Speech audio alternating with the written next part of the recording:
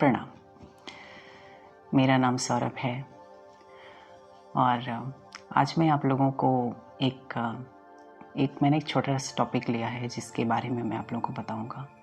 एक व्यूअर्स हैं जिन्होंने मुझसे कमेंट पे क्वेश्चन किया था कि प्रेम क्या है, आप प्रेम को परिभाषित करिए और प्रेम को समझाइए। तो मैंने सोचा क्यों ना मुझे इस टॉपिक पे भी बोलना चाहिए।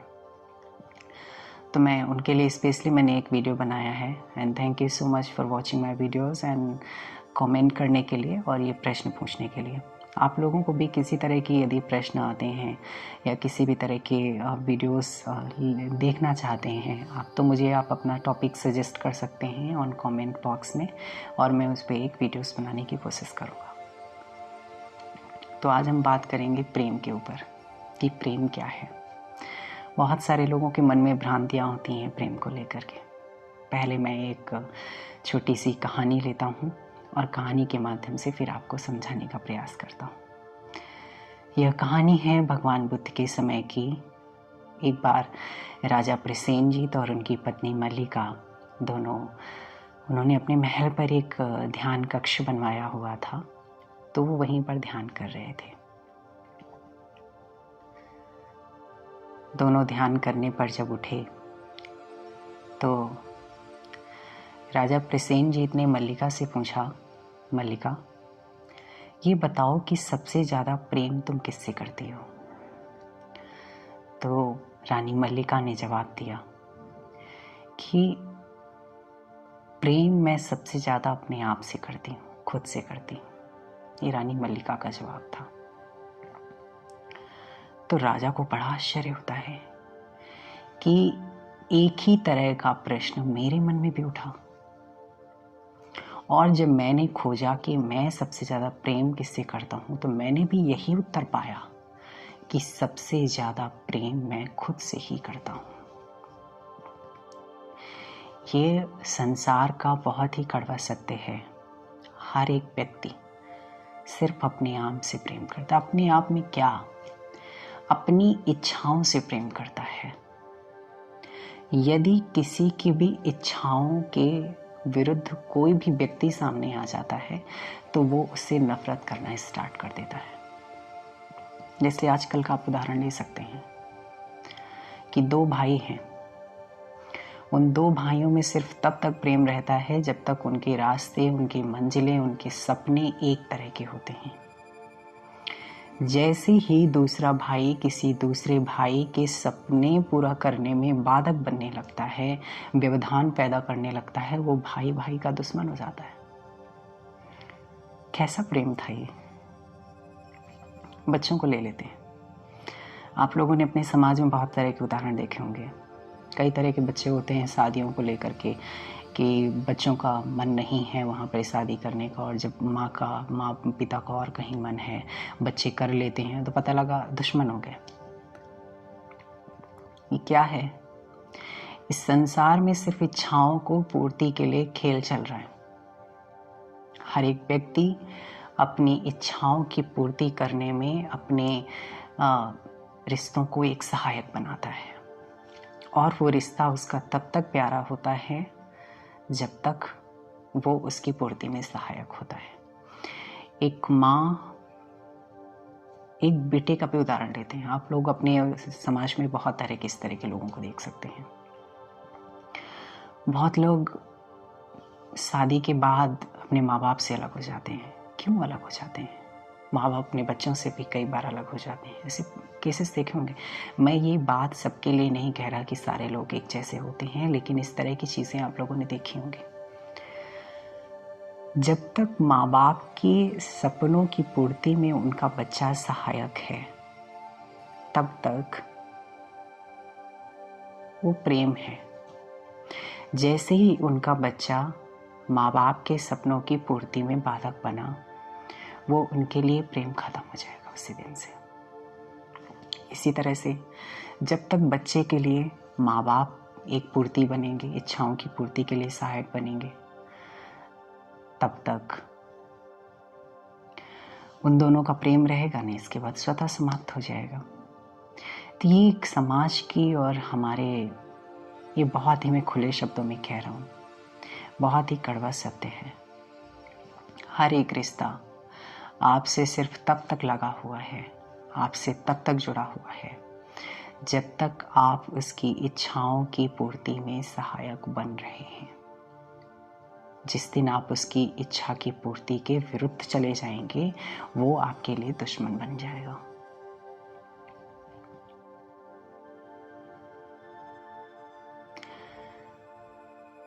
बहुत अजीब है ये, सुनने में थोड़ा सा अजीब लगेगा, लेकिन ये कड़वा सच है और ये है।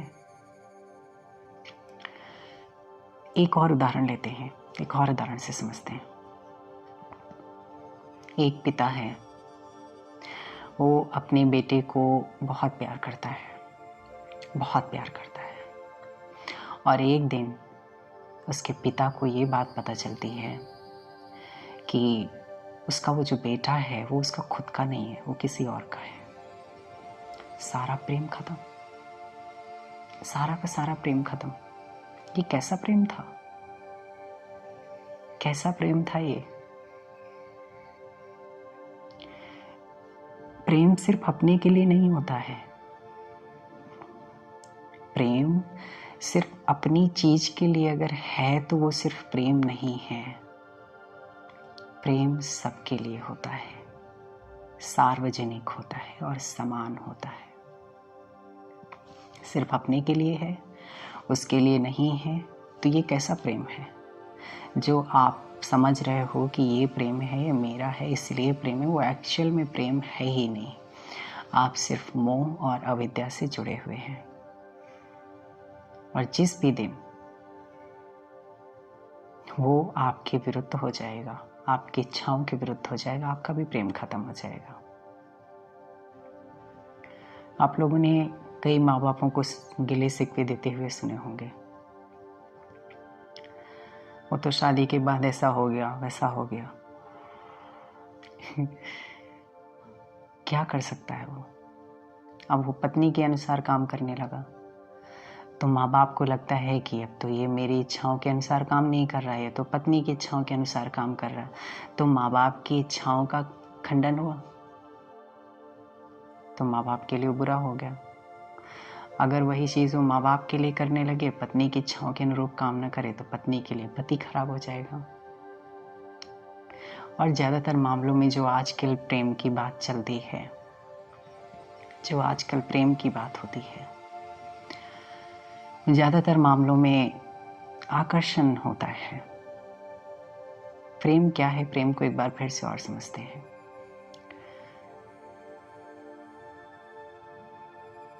प्रेम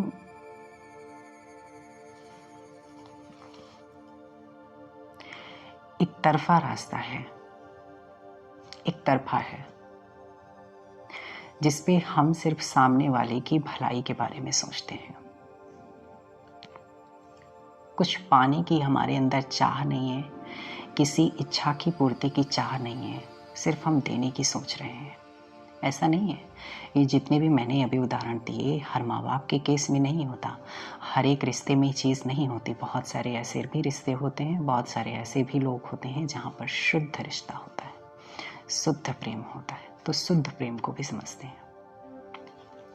शुद्ध प्रेम में किसी भी तरह की आकांक्षा या इच्छा या बदले की चाह नहीं होती, कुछ पाने की चाह नहीं होती, सिर्फ देने की चाह होती है कि मैं इस व्यक्ति के लिए कितना अच्छा कर सकूं। मान लीजिए आप किसी से प्रेम करते हैं, वो आपका भाई भी हो सकता है, आपकी बहन भी हो सकती है।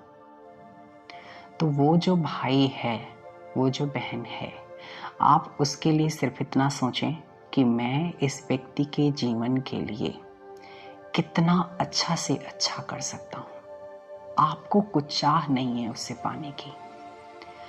अगर आपके मन में ये चाह है कि ये मैं इसके लिए आज ऐसा कर रहा हूँ तो ये आगे जाके ऐसा हो जाएगा और इसके बाद फिर ये मेरे लिए ऐसा करेगा, अगर इस तरह की भावनाएं हैं आपके मन में, तो आपका जो प्रेम है वो दूषित है, उसमें द्वेष है, छिद्र है, वो शुद्ध प्रेम नहीं है। शुद्ध प्रेम एक वन वे ट्रैफिक की तरह है। एक तरफा रास्ता की तरफ है। इसमें दो रास्ते नहीं है, इसमें सिर्फ देना है, देना है, लेने की कोई बात ही नहीं है। आजकल के जो आप लोग रिश्ते देखते हैं उनमें क्या है, हमेशा कुछ पाने की चाह, कुछ लेने की चाह, इसी तरह के रिश्ते हैं।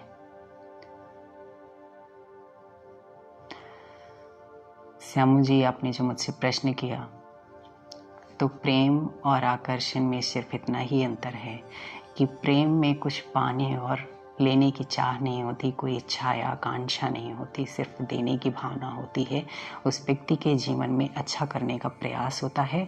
और यदि किसी भी रिश्ते में पाने की चाह या आकांक्षा या इच्छा होती है तो वो प्रेम नहीं होता, वहाँ पर मोह या फिर किसी तरह का आकर्षण होता है, जो कि एक तरह का दोष है।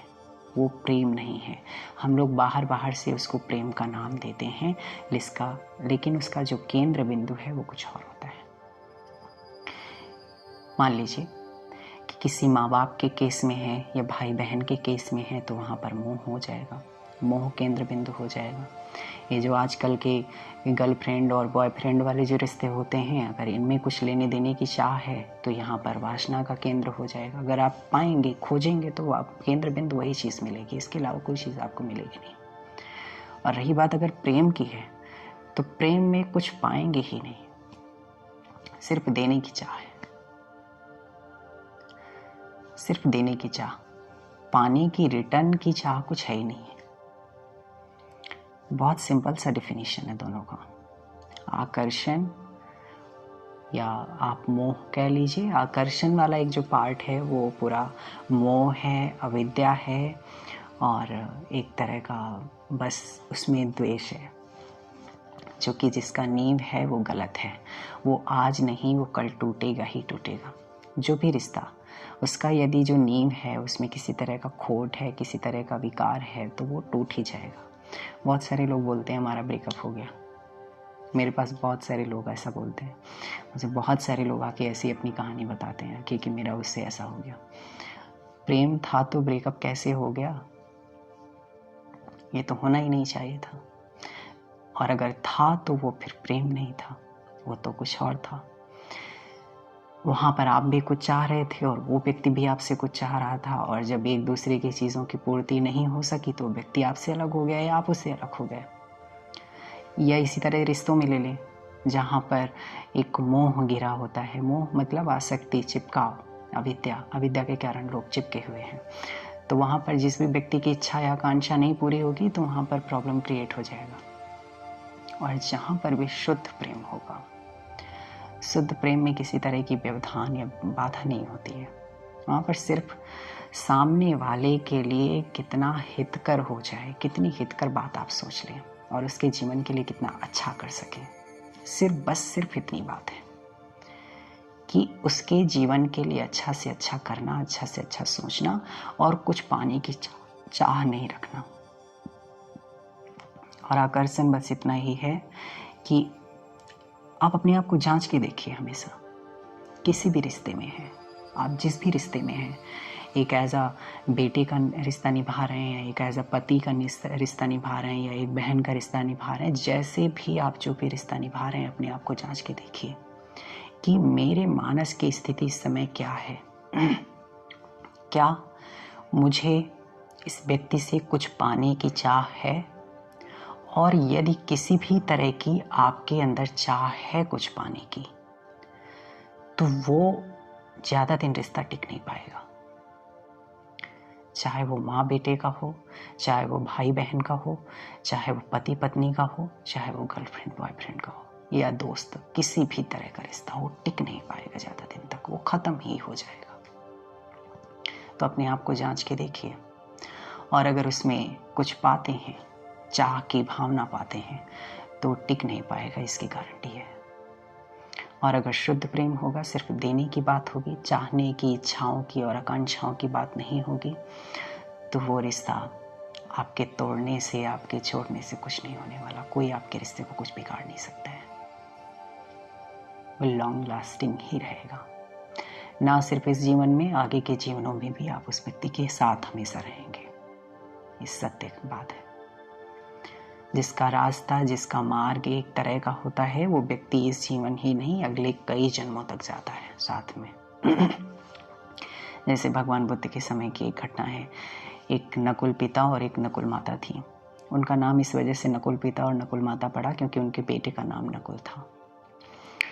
तो वो जो पति पत्नी थे वो पिछले 500 जन्मों से साथ में पति पत्नी के रूप में चले आ रहे थे। क्यों चले आ रहे थे? क्योंकि वो जो दोनों पति पत्नी का जो रिश्ता था वो बहुत ही शुद्ध था, बहुत ही प्योर था। उनके प्रेम में किसी तरह की मिलावट नहीं थी, किसी तरह की इच्छाएं या आकांक्षाएं नहीं थी। सिर्फ बस सामने वाले के लिए हित की भावना थी, सामने वाले के लिए अच्छाई की भावना थी कि मैं इसकी व्यक्ति को कितनी ऊंचाइयों तक पहुंचा दूं, और वो व्यक्ति भी यही कहता था कि मैं इस व्यक्ति को कितनी ऊंचाइयों तक पहुंचा दूं। और भगवान बुद्ध ने बताया कि इन दोनों का 500 वर्ष तक, पूर्व 500 जन्मों तक एक ही साथ रिश्ता सिर्फ इसी वजह से रहा क्योंकि इन दोनों का जो रास्ता था वो एक था। इन दोनों का जो प्रेम था वो शुद्ध था। तो आप किसी भी रिश्तों में, यदि आप अपने रिश्तों को सिर्फ इस जीवन तक कायम नहीं, आगे के जन्मों में भी कायम रखना चाहते हैं, तो आपके अपने रिश्तों में शुद्धता लानी होगी।